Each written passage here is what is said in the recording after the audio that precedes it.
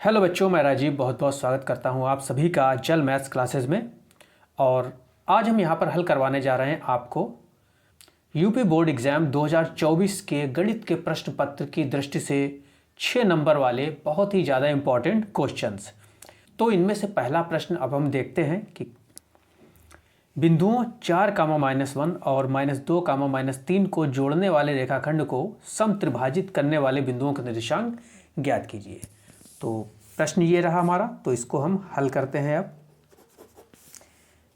देखिए किस तरह से हम इसको हल करेंगे। हमारे पास दो बिंदु हमें यहाँ दे रखे हैं, 4, और -2, -3। ये हमें दो बिंदु दे रखे हैं। तो इस तरह से ये पहला बिंदु हो गया ए, ये दूसरा बिंदु हो गया हमारा बी। अब ए के निर्देशांक है 4, और बी के निर्देशांक है -2, -3। और इस रेखाखंड को 3 बराबर हिस्सों में बांटने वाले यानी समत्रिभाजित करने वाले बिंदुओं के निर्देशांक ज्ञात करने हैं। तो देखिए, जब हम इसको 3 बराबर हिस्सों में बांटेंगे तो हमें इसमें दो बिंदु और लेने पड़ेंगे। तो ये बिंदु हम मान लेते हैं P और ये बिंदु मान लेते हैं Q। तो अब देखिए, ये लाइन जो थी वो 3 बराबर हिस्सों में बट गई। A से P ये पहला टुकड़ा हो गया, P से Q ये दूसरा, और Q से B ये तीसरा टुकड़ा हो गया, यानी ये समत्रिभाजित हो गए। अब समत्रिभाजित का मतलब है हम इसको कोई समान गिनती में मान सकते हैं, समान अनुपात में मान सकते हैं।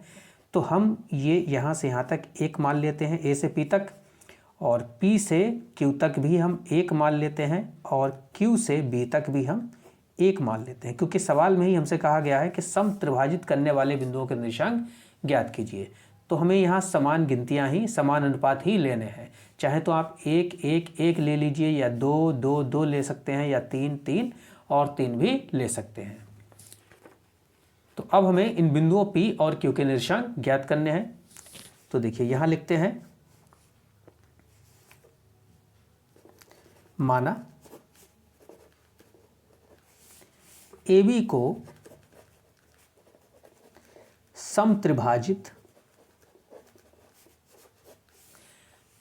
समत्रिभाजित करने वाले बिंदु P और Q हैं। P और Q है, और इन्हीं के निर्देशांक हमें ज्ञात करने हैं।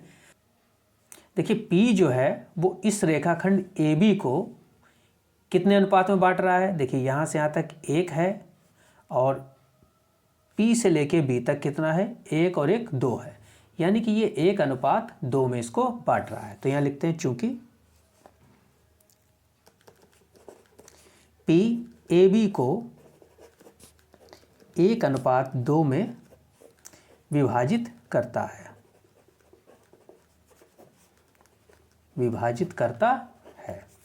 इसलिए P के निर्देशांक। तो फार्मूला हम क्या लगाएंगे, विभाजन बिंदु का फार्मूला लगाएंगे, विभाजन सूत्र लगाएंगे। तो m1x2 प्लस m2x1 बटे m1 प्लस m2, और m1y2 प्लस m2y1 बटे m1 प्लस m2। तो ये हमारा सूत्र होता है, तो इसमें हम मान रखेंगे। तो देखिए क्या रहेगा, ये तो हमारा x1 y1 ही रहेगा बिंदु A, और बिंदु B क्या रहेगा, x2 y2। और जो अनुपात है हमारे, तो वो 1:2 हो जाएंगे। m1 और m2 क्या हो जाएगा, 2 हो जाएगा, यानी ये m1 रहेगा और ये m2 रहेगा। तो अब हम मान रखते हैं इनका। तो देखिए m1 है हमारे पास 1, यानी देखिए यहाँ से A से लेके P तक ये कितना है, 1 है, और P से लेके B तक 1 और 1 2 है, तो 1:2 हो गया। m1 की यहाँ 1 रखेंगे, और x2 की जगह, तो x2 की जहाँ देखिए कितना है, ये -2 है, प्लस m2 की जहाँ पर भी हम क्या रखेंगे, 2 रखेंगे, क्योंकि ये 2 है, और x1 की जहाँ पर देखिए ये क्या है, 4 है, तो 4 रखते हैं, बटे m1 प्लस m2 यानी 1 प्लस 2। दूसरी तरफ इधर भी देखते हैं, m1y2, तो m1 हमारे पास 1 है, y2 हमारे पास ये -3 है, प्लस m2 हमारे पास 2 है, और y1 हमारे पास 1 है, माइनस का 1 है, बटे m1 प्लस m2 यानी कि 1 प्लस 2 ही रहेंगे ये। तो अब हम इनको आगे हल कर लेते हैं। तो 2 एकम माइनस के 2 प्लस 2 चौक 8 और 2 और 1 हो गए 3, -3 की 1 से गुणा करेंगे तो -3 प्लस 2 एकम माइनस के 2 आने चाहिए, तो यहाँ माइनस प्लस ये माइनस का 2 हो जाएगा और बटे में 2 और 1 3। तो 8 में से 2 हम घटाएंगे तो हमारा बचेगा 6 बटे 3 और -3 -2 माइनस के 5 बटे 3, ये 3 दूनी 6 हो जाएंगे। तो ये हमारा आ जाएगा 2 कामा -5 बटे 3, यानी बिंदु P के निर्देशांक हमारे कितने निकल के आएंगे, ये आएंगे -2 कामा -5 बटे 3। और Q के निर्देशांक भी हमें निकालने हैं, तो इसी प्रकार हम Q के निर्देशांक भी ज्ञात करेंगे। तो लिखते हैं चूंकि Q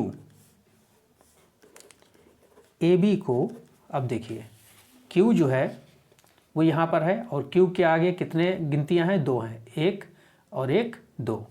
तो और इसके पीछे कितनी गिनतियाँ हैं, बाद में कितनी गिनती है, 1 है। तो यानी Q AB को 2:1 में विभाजित कर रहा है। तो हम यहाँ लिखेंगे Q AB को 2:1 में विभाजित करता है, इसलिए Q के निर्देशांक, फार्मूला हम वही लगाएंगे, m1 x2 plus m2 x1 बटे m1 प्लस m2 और m1 y2 plus m2 y1 बटे m1 प्लस m2। तो कुछ नहीं बदला, सिर्फ और सिर्फ m1 m2 बदले हैं, बाकी हम x2 x1 बाकी सब वही रखेंगे। तो देखिए रखते हैं। तो अब m1 के जहाँ देखिए ये m1 हो गया और ये m2 हो गया, बाकी x1 y1 और x2 y2 हमारे वही रहेंगे जो ऊपर हैं, x1 y1 और x2। तो m1 हमारे पास है 2, तो 2 लिखते हैं, x2 हमारे पास है -2 प्लस m2 के जहाँ पर ये 1 लिखेंगे और x1 हमारा है 4 बटे m1 प्लस m2, यानी कि 2 प्लस 1। m1 है 2, y2 है -1 प्लस m2 है 1 और y1 है हमारे पास -1 बटे m1 प्लस m2 यानी 2 प्लस 1। तो इस तरह से इसको हमने लिख दिया। अब ये 2 दूनी -4 होंगे प्लस 4 एकम 4 बटे 2 और 1 3 और ये 2 एकम -2 और प्लस माइनस माइनस रहेगा और 1 एकम 1 बटे 2 और 1 3। तो ये -4 प्लस 4 कैंसिल, तो ये तो हमारा 0 हो जाएगा और ये -2 और -1 -3 बटे 3। तो 0 कामा ये 3 एकम 3 -1। तो ये हमारे आंसर रहेंगे, यानी Q जो निर्देशांक है Q के, ये 0 कामा -1 हमारा आएगा। तो ये हमारे आंसर हो जाएंगे। तो अब देखते हैं प्रश्न संख्या 3। 15 सेंटीमीटर त्रिज्या वाले एक वृत्त की जीवा केंद्र पर 60 डिग्री का कोण आंतरित करती है। संगत लघु और दीर्घ वृत्तखंडों के क्षेत्रफल ज्ञात कीजिए। देखिए प्रश्न हमसे क्या कह रहा है कि एक वृत्त है, ये हमने एक वृत्त बनाया जिसकी जिसमें त्रिज्या जो है वो 15 सेंटीमीटर की है। तो ये 15 सेंटीमीटर की त्रिज्या हमारी हो गई और इसमें एक जीवा है, ये जीवा जो केंद्र पर 60 डिग्री का कोण आंतरित करती है। मतलब जीवा के दोनों किनारों को हम केंद्र से मिला दें तो ये यहाँ पर 60 डिग्री का कोण बनाते हैं। तो हमें संगत लघु और दीर्घ वृत्तखंडों के क्षेत्रफल ज्ञात करने हैं। तो इसको O, ये जीवा हम A भी मान लेते हैं। देखिए इस जीवा ने इस वृत्त को 2 हिस्सों में बांटा। एक जीवा से ऊपर वाला ये दीर्घ वृत्तखंड कहलाएगा और जीवा से नीचे वाला ये लघु वृत्तखंड कहलाएगा, जो हमने ये रेखांकित कर दिया है। तो इन दोनों ही वृत्तखंडों के क्षेत्रफल हमें निकालने हैं। तो पहले हम लघु वाला यानी ये इतना हिस्सा जो हमने रेखांकित किया है इसका मान हम ज्ञात करेंगे। तो देखते हैं पहले हमें क्या क्या दे रखा है इसमें। देखिए हमें r यानी त्रिज्या दे रखी है 15 सेंटीमीटर, तो हम लिखते हैं r बराबर 15 सेंटीमीटर। और ये कोण जो हमें थीटा दे रखा है ये 60 डिग्री दे रखा है। पाई का मान हमें 3.14 लेना है और √3 अगर आता है तो 1.73 इसका मान हमें लेना है। तो देखिए पहले पूछा है संगत लघु वृत्तखंड का क्षेत्रफल, तो हम पहले निकालते हैं संगत लघु वृत्तखंड का क्षेत्रफल। तो संगत लघु वृत्तखंड का क्षेत्रफल का फार्मूला होता है r² पाई थीटा बटे 360 डिग्री माइनस 1/2 साइन थीटा। तो ये फार्मूला है, आपको याद होना चाहिए।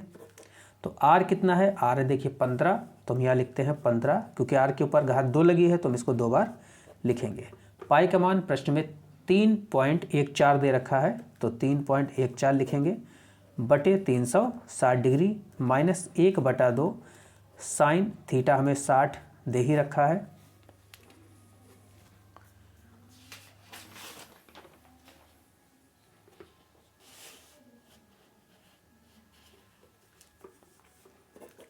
तो 15 के 15 से गुणा करेंगे तो 225, और यहाँ पाई का मान तुमने 3.14 रख दिया और थीटा का मान यहाँ 60 रखेंगे, तो एक जीरो से एक जीरो कैंसिल और 6 छंग 36 होते हैं, और 3.14 को 4 और 6 को हम 2 से डिवाइड कर सकते हैं, तो 2 तियाँ 6 और 2 एक कम 2, और यहाँ पर पॉइंट लग जाएगा, 2 पंजे 10 और 2 सत्ते 14, तो 3.14 को हम 2 से जब काटेंगे तो 1.57 हमारा निकल कर आएगा।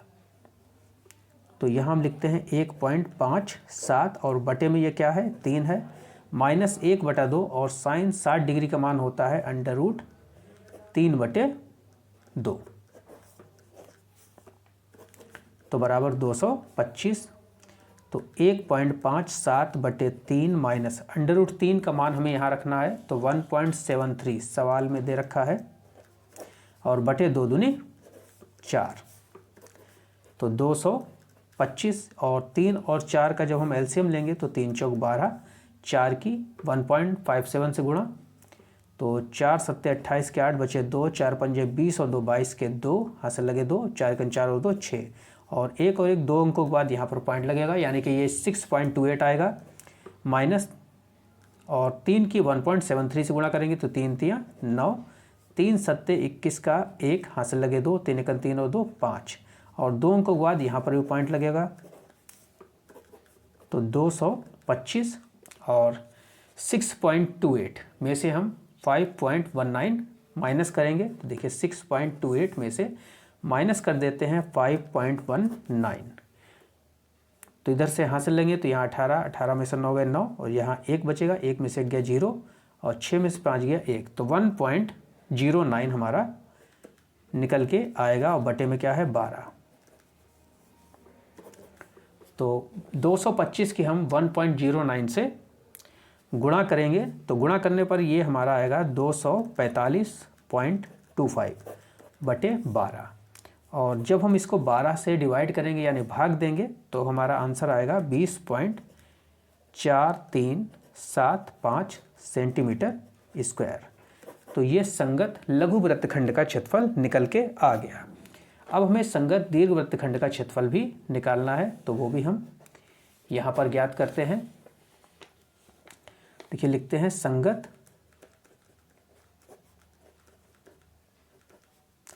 दीर्घ वृत्तखंड का क्षेत्रफल।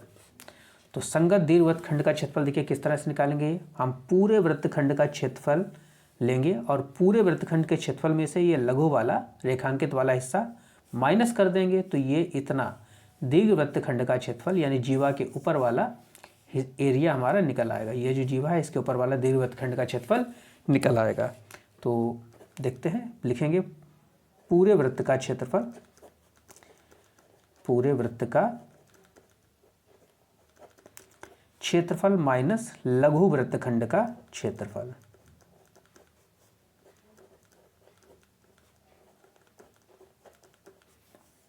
तो देखिए पूरे वृत्तखंड का क्षेत्रफल होता है पाई आर स्क्वायर, पूरे वृत्त का क्षेत्रफल, और लघु वृत्तखंड का क्षेत्रफल अभी हमने निकाला 20.4375। तो पाई का मान हमें 3.14 ही लेना है, और आर स्क्वायर यानी कि आर है 15 गुणा 15 माइनस 20.4375। तो 3.14 की 15 और 15 से हम गुणा करेंगे तो ये हमारा निकल के आएगा 706.5, और इसमें से हमें 20.4375 माइनस करना है। तो जब ये आप इसको पॉइंट के नीचे पॉइंट रखकर माइनस करेंगे तो ये निकल के आएगा 686.0625, और क्षेत्रफल हमेशा सेंटीमीटर स्क्वायर में या वर्ग सेंटीमीटर में रखेंगे, तो ये हमारा आंसर हो जाएगा। तो यहाँ पर हमें संगत लघु वृत्तखंड और संगत दीर्घ वृत्तखंड दोनों के क्षेत्रफल हमने निकाल दिए। तो 6 नंबर में ये बहुत ही महत्वपूर्ण प्रश्न है। देखिए क्वेश्चन नंबर 4 है, जब सूर्य का उन्नयन कोण फाई से थीटा हो जाता है तो क्षैतिज तल में खड़े एक स्तंभ की छाया a मीटर अधिक हो जाती है, स्तंभ की लंबाई ज्ञात कीजिए। तो ये ऊंचाई और दूरी का प्रश्न है, और इसमें अगर आपने चित्र सही बना लिया तो हमारा सवाल भी जहाँ तक है सही लग जाता है। तो देखिए यहाँ पर हमें क्या दे रखा है, एक हमें स्तंभ दे रखा है और इसकी छाया ज़मीन पर पड़ रही है। तो ये छाया हो गई, ये स्तंभ हो गया, और स्तंभ की ऊंचाई जो है हम h मीटर मान लेते हैं। ये हमारा क्या है, स्तंभ है, इसकी छाया हमने ऊंचाई हमने h मीटर ले ली। अब देखिए सूर्य का उन्नयन कोण कितना बन रहा है, तो ये हमारी स्तंभ है और स्तंभ की छाया ये रही, और ये यहाँ पर उन्नयन कोण जो है वो कितना बन रहा है, फाई बन रहा है। और सवाल कह रहा है जब, अब देखते हैं क्वेश्चन नंबर 5, और ये इस वीडियो का अंतिम प्रश्न होगा। तो दिए गए आवर्ती वितरण के आंकड़ों के माध्यक यानी कि माध्यिका 28.5 है, तो x और y के मान ज्ञात कीजिए, जबकि बारंबारताओं का योग 60 है। हमें यहाँ पर बारंबारताओं का योग दे रखा है ये 60, और वर्ग अंतराल दे ही रखा है, तो हम इसको हल करते हैं। तो वर्ग अंतराल हमें दे रखा है 0 से 10, 10 से 20, 20 से 30, 30 से 40, 40 से 50, 50 से 60, और बारंबारता हमें दे रखी है 5x, 20, 15, y 5, और इनका योग भी हमें दे रखा है 60 सवाल में ही, तो हमने यहाँ पर ये 60 लिख दिया। अब हम निकालेंगे संचयी बारंबारता। तो संचयी बारंबारता देखिए बारंबारता के योग से ही बनती है, तो ये 5 है तो ये 5 का 5 ही रहेगा, और 5 में ये हम x जोड़ देंगे तो 5 + x, और 5 + x में हम ये 20 जोड़ेंगे तो 20 और 5 25 + x, 25 में ये 15 हम जोड़ेंगे तो 25 और 15 40 + x, 40 में y जोड़ दीजिए 40 + x में, तो 40 + x + y हो गया ये, और 40 + x + y में ये 5 जोड़ेंगे तो 40 और 5 45 + x + y, ये हमारा हो गया। तो ये बारंबारता है, इसको हम n से लिखते हैं इसका टोटल को, और जो हमारा ये 60 निकल के आया वही संचयी बारंबारता का जो अंतिम लास्ट वाला पद है वो भी 60 ही होना चाहिए। मतलब ये 45 + x + y किसके बराबर होना चाहिए, 60 के बराबर होना चाहिए। तो हम इसको हल करते हैं। तो देखिए पहले हम ये जो n हमें दे रखा है ये इसका हम आधा करेंगे, तो 60 और 60 का आधा कितना हुआ 30, तो ये हमारा 30 आ जाएगा। अब 30 संचयी बारंबारता किसके अंतर्गत आएगा, और तो ये हम देखिए संचयी बारंबारता 5 + x तो बहुत छोटा हो जाता है, तो 25 + x मतलब 25 में अगर x का मान हम कुछ ले लें तो ये 30 से के बराबर या 30 से बड़ा हो सकता है, तो यही हमारा माध्यक वर्ग बनेगा। तो 30 जो है वो 25 + x के अंतर्गत आएगा, या फिर आप इसको इस तरह से भी देख सकते हैं, क्योंकि हमें माध्यक कितना दे रखा है, 28.5 दे रखा है। तो 28.5 20 और 30 के मध्य में ही तो आएगा। तो ये भी हमारा इस तरह से भी हम इसको लिख सकते हैं, चूँकि माध्यक बराबर 28.5 है, इसलिए माध्यक वर्ग हमारा क्या रहेगा, 20 से 30 बनेगा। तो 20 से 30 तो ये निम्न सीमा हो गई हमारी, तो यानी कि L हमारा कितना हो गया, 20। और ये बारंबारता में ये बॉक्स जो हमारा बना है, इसी के सामने ये F होता है, तो ये F हो जाएगा हमारा 20। और ये जो संचयी बारंबारता में से ऊपर वाला कॉलम, बॉक्स से ऊपर वाला कॉलम, ये CF हमारा रहेगा, CF यानी कि संचयी बारंबारता CF बराबर 5 + x रहेगी हमारी। तो अब हम माध्यक का फार्मूला इसमें लगाते हैं। तो माध्यक बराबर L + n/2 - CF/F और गुणा H। और H का मान हमें देखिए, H क्या है, वर्ग अंतराल का अंतर। तो ये अंतर हमें सब में 10 का दे रखा है, तो हम यहाँ लिखेंगे H बराबर 10। तो मान रखते हैं अब। तो L हमारे पास है 20 और n/2 यानी कि n/2 हमने ऊपर कितना निकाला, 30। CF हमें मिला 5 + x बटे F हमारे पास है 20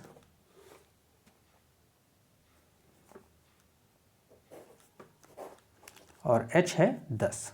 तो एक जीरो से एक जीरो ये हम काट सकते हैं। माध्यक हमें पता है 28.5। तो 28.5 ये 20 जो है वो हम इधर ले आते हैं, तो माइनस का हो जाएगा 20 बराबर। अब 30 - 5, 30 में से 5 घटाएंगे तो ये हो जाएंगे 25। और ये माइनस प्लस माइनस का x और बटे में क्या है, 2 है। तो अब देखिए 28.5 में से हम 20 माइनस करेंगे तो हमारे आएंगे, तो अब हम इसको यहाँ पर इधर हल कर लेते हैं। तो 28.5 में से हम 20 माइनस करेंगे तो हमारे बनेंगे 8.5 बराबर में 25 - x बटे 2। तो देखिए 2 की हम 8.5 से गुणा करेंगे तो 2 पंजे 10 का 0, यहाँ से लगाएंगे 2 × 16 और 1 17। तो 17.0 यानी कि 17 ही बचेगा, बराबर में 25 - x।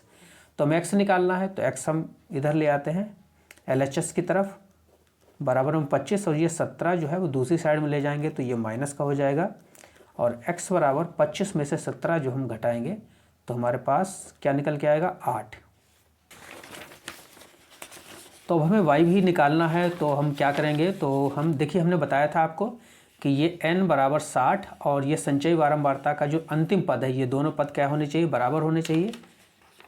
तो यहाँ पर लिखते हैं, चूँकि 45 + x + y बराबर 60, और इसको हम आगे हल करते हैं। तो देखिए x + y बराबर 60 और ये प्लस का 45 है, इधर आएगा तो माइनस का 45।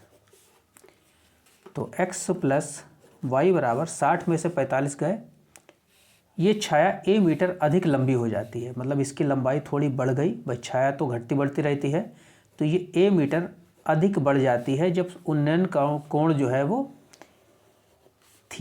फाई से कितना हो जाता है, थीटा हो जाता है।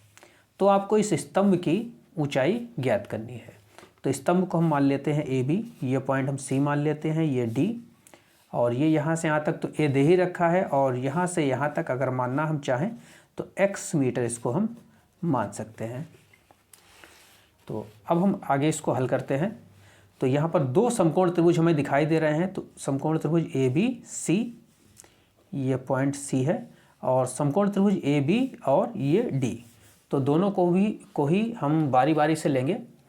तो सबसे पहले हम कोई सा भी त्रिभुज ले सकते हैं, तो हम यहाँ पर त्रिभुज ABC लेते हैं। तो हम यहाँ लिखेंगे समकोण त्रिभुज ABC में।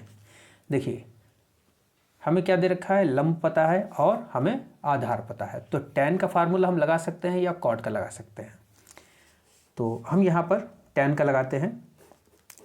यहाँ एंगल बन रहा है फाई, तो tan फाई इजकल टू लंब बटे आधार। तो लंब है हमारा AB और आधार है हमारा CB। तो हम यहाँ लिखेंगे tan फाई बराबर AB हमने h लिया है और CB हमने x रखा है। तो अब हम यहाँ से x का मान ज्ञात करते हैं, क्योंकि हमें h निकालना है। तो x देखिए, हम इसको ऊपर भेज देते हैं और tan को नीचे ले आते हैं। तो x बराबर h बटे tan फाई, इस तरह से हम इसको लिख सकते हैं। ये x की जहाँ पे x जो है वो tan फाई की जगह पर चला गया और tan फाई x के यहाँ पर नीचे आ गया, मतलब तिरछी गुणा से हमने ये निकाल लिया और इसको हम मान लेते हैं समीकरण नंबर 1। अब दूसरा समकोण त्रिभुज हम लेते हैं ABD, यानी ये बड़ा वाला। तो यहाँ पर लिखते हैं समकोण त्रिभुज ABD में। तो यहाँ पर एंगल हमारा थीटा बन रहा है।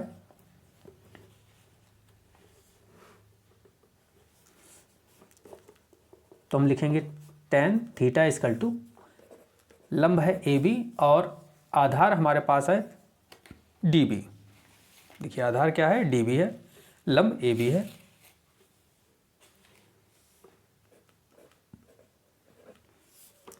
तो tan theta is equal to AB हमें दे रखा है, h हमने माना है और DB है a plus x.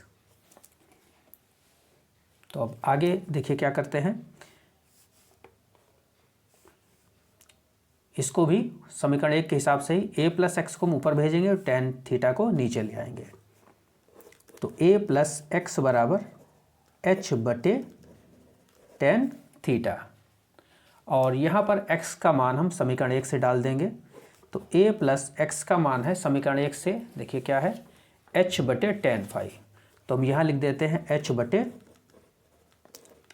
tan phi बराबर h बटे tan थीटा। तो इस h बटे tan फाई को हम इधर दूसरी साइड में भेज देते हैं। तो हमारे पास हो जाएगा a बराबर h बटे tan थीटा, और ये प्लस में है h बटे tan फाई, इधर आएगा तो माइनस में h बटे tan फाई हमारा हो जाएगा। तो हमें तो h चाहिए, तो हम h यहाँ से कॉमन ले लेते हैं। तो a बराबर h हमने यहाँ से कॉमन ले लिया, तो हमारे पास बचा 1 बटे tan थीटा माइनस 1 बटे tan फाई। तो a बराबर h और 1 बटे tan थीटा को हम cot लिख सकते हैं, cot थीटा माइनस इसको लिख सकते हैं cot फाई। तो हमें h निकालना है और h के साथ ये वाला हिस्सा गुणा में है, तो कहाँ आएगा, बटे में आएगा। तो a के बटे में ये इतना हिस्सा आ जाएगा। तो a बटे cot theta minus cot phi और बराबर में h। तो ये हमारा आंसर हो जाएगा। हम इसको पलट के लिख देते हैं, h बराबर, h को इधर कर देते हैं और a बटे cot theta minus cot phi को इधर लिख देते हैं। तो ये हमारी स्तंभ की ऊंचाई निकल के आ जाएगी 15। तो इसको हम मान लेते हैं समीकरण नंबर 1, और